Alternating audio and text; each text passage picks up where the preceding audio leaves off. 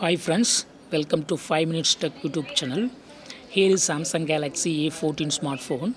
In this video, you will learn how you can assign volume keys to have zoom in or out in camera of your phone Samsung Galaxy A14. First, open camera in your phone, and if you press volume up key, it takes a picture. So as of now, it's acting as a shutter button of your camera. If you want to assign it for zoom purpose, yes, you can do it. So go to the settings icon of camera here, and go to shooting methods, and go to press volume keys 2 and select second one, zoom in or out.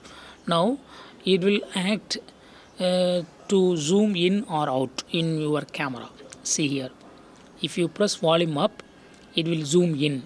Okay, if you press volume down, it will zoom out.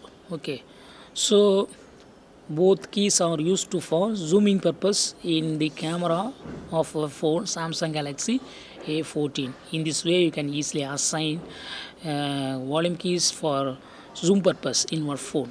That's all, friends. Thanks for watching. Bye.